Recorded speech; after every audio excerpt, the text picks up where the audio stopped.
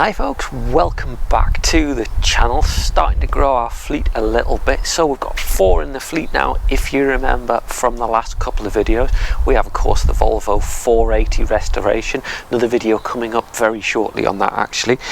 We have the 2011 Vauxhall Corsa 1.2 that my wife drives.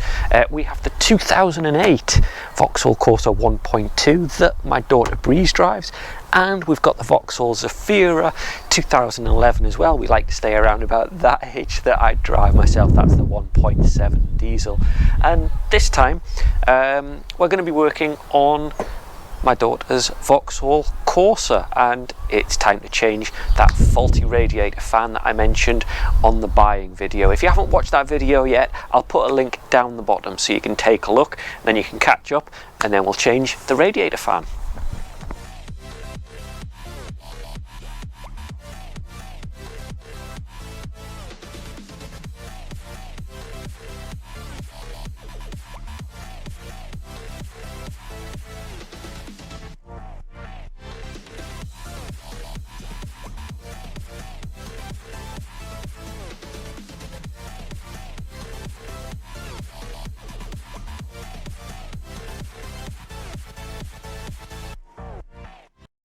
I'm going to very quickly show you the problem. Let's just get the bonnet open.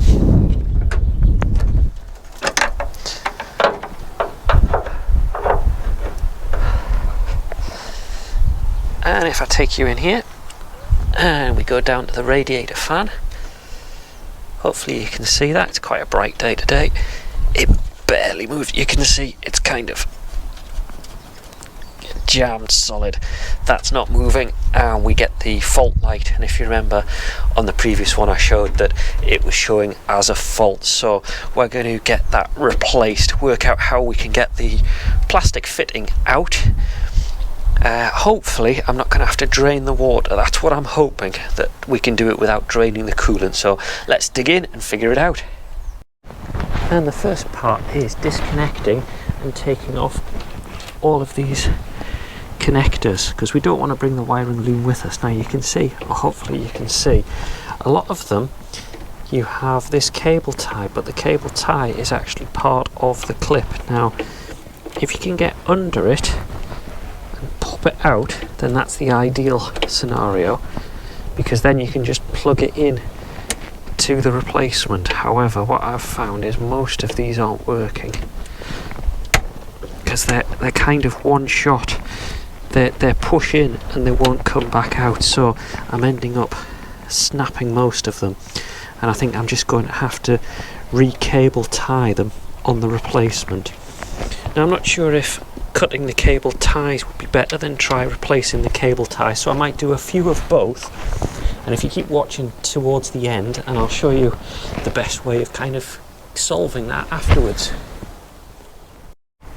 Oh, I should also mention I've disconnected the battery here as well, because you don't want any live power to it, just in case anything shorts, but at the same time the fan can be activated at any point by the ECU, so it's better just to have that disconnected.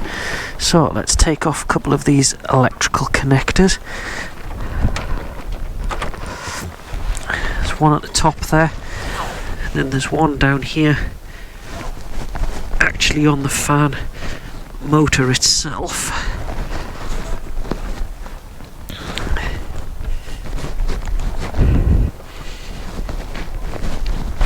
Which again, it's one of the standard connectors where you kind of pull the clip up a little bit to lift it and then just rattle it free. So there we go. So that's the electrical loom for it disconnected, so we can now look at getting the plastic casing off.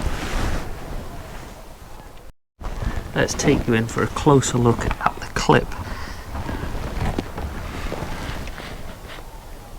Now hopefully you can see that, and what you do is push and lift, and you do that on both sides, and that allows you to then lift the radiator up or the radiator housing, the plastic coolant fan, up and off those little hooks. It basically hangs in place and clips in. So let's try and get those two clips off and get it lifted up a little bit. It's difficult to film and show you at the same time because of where it is. It's not exactly easy to get to.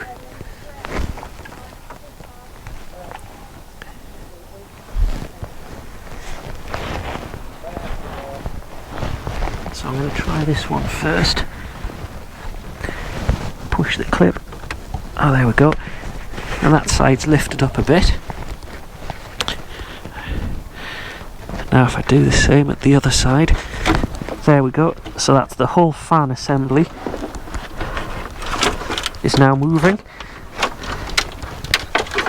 And I've just dropped it down.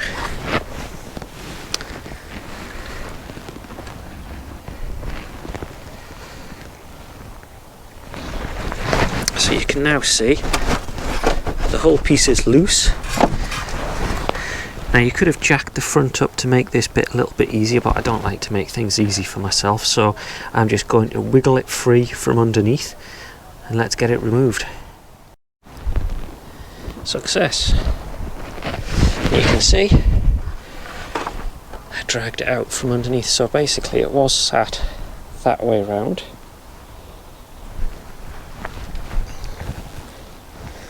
And we just dropped it out the bottom. Let's take it and go compare it to our replacement. So you can see there's the replacement. It's a second-hand unit that I bought. And let's just compare. You can see that one seized up, that one spins. So what we can do is we can get them swapped in place. So I just need to slide this one underneath, back in, clip it in and connect it up. It's relatively straightforward, to be honest.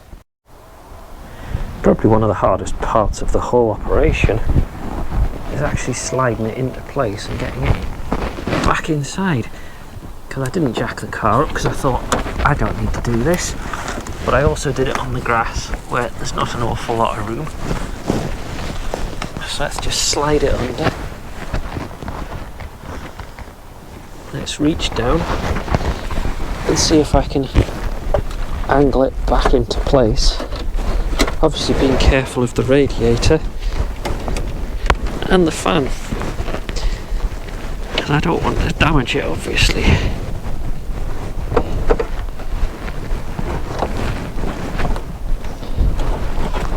Smarter people will be able to tell me how to do this. Well, jacking up the car would have been a smarter option, really.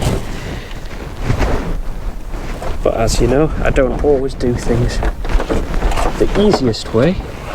But there you go. It's gone. Might not have slid in quite as easily as you're supposed to, but there we go. So now what we do is lift it into place, and what we want to do is line the bottom clips up first, because it hangs on the bottom clips. Let's see if I can show you. So down here,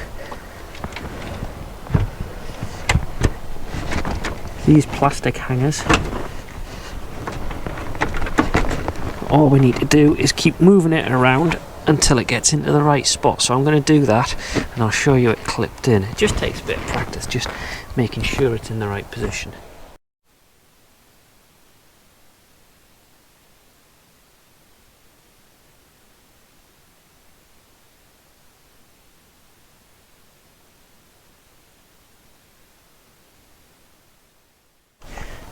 Now it's clipped into place, we just reverse what we did with the connectors. So there's the one down there, clips that in. There's the one up here, that's clipped in. Well, I think you missed most of that because I think the battery ran out on my microphone pack, which is great. So I've got the connectors clipped in. You can see I haven't fastened all the cabling and things in, because what I want to do is I want to connect up to the ECU and see if we can get the fan spinning, because that would be really good to check that it's all working and see if we can clear that fault light. So let's get hooked up and test that out, shall we? I'm not going to show you the whole process here, but plug the Opcom interface in. By the way, remember to plug the battery back in, because I didn't and was wondering why the dashboard wouldn't come on. Just going to boot up my software and then we can take a look and see if we can get the cooling fan to come on, or at least test it out and make sure it's not showing a fault. Now this does have an AC switch on this car, because we do have the AC, so that's the other option. We could start her up and try and turn on the aircon, because that should turn on the cooling fan as well. But I'm going to try with the software first and see if we can do that.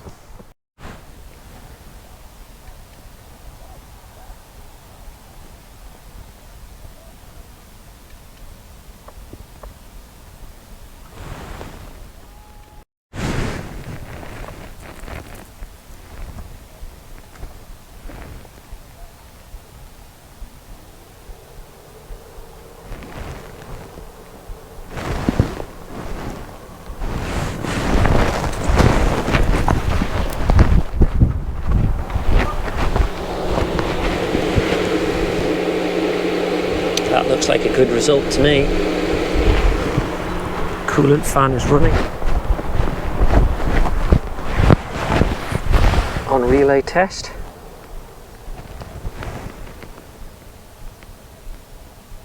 Which is ideal. For completeness, let's run relay 2. There's relay 1. And there's relay 2. I would call that good success, you can see. So using the software, we can easily test and make sure that the fan's working. Now what I'm going to do is I'm also going to start it up and test it using the aircon and see if the aircon switch also forces it to come on, because I suspect that it should do that as well. Just in case you don't have access to Opcom like this and you do have air conditioning on your car, then you can try using this method as well. Oh, and you'll all be dying to know which worked out for the clips and the connectors. Well, actually all I did was use new tie wraps and they worked fine. So you can actually feed it through the existing clip or through the hole and it holds it all nice and solid. Make sure you do fasten them all up just to make sure that they can't foul on the radiator fan itself, because you obviously don't want anything to catch on that. Just thought I'd show you, so either way it'll work, so I wouldn't worry too much about snapping them when you take those off. Let's start her up and let's see if by switching the AC on we can get that fan to run as well, because that would be another good test. No fault lights anymore, all cleared, which is really good news. And let's turn the AC on.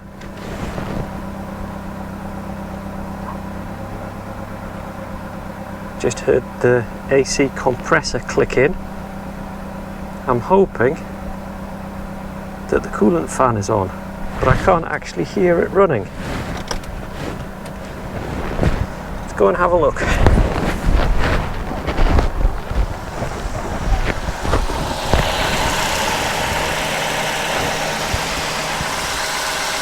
Nope, that's not running. Now, of course, it could be that it needs a recharge because we've never actually ran this, so that might be it. So if you know that your aircon does work, I think that's a worthwhile test, but unfortunately I can't verify that for you this time round. We still have a fault light. Let's plug the software in and let's take a look and find out what fault we have left remaining to fix.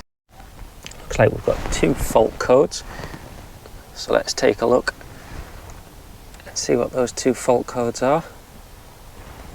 Fan control 2 circuit open and no communication with the head unit. Not too worried about the head unit. Fan control 2 circuit open. Now I'd have expected that to clear, so what I'm going to do is I'm going to run a clear all fault codes let it clear them and see if that solves it. The remaining fault light has been bugging me, so I thought let's take a look at the fuses, because there's a good chance with that old radiator fan being faulty it's blown the fuse. So I'm going to have a look in the engine fuse box, take a look at the fuse for the fan and see if there's something wrong there. So engine cooling 8 and 9, those look like a good candidate. So 8 and 9 are on that side there. Let's go and see if that's one of our circuit faults. Looking at our fuse box, on the box lid 8 and 9, 8 and 9 are these two, so I'm going to take both of those out, get a multimeter and test them and see what we get. Took fuse 8 out and that tested fine, and I've got fuse 9 here, and I thought I'd show you testing it. All you do is take the probe leads, put them in each side. I've got the meter on continuity, and what we should get is a beep to show that it's working, and nothing. So that's good.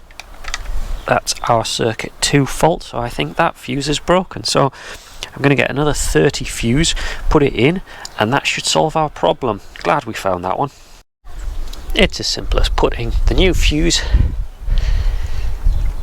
in like so, and then we're all done.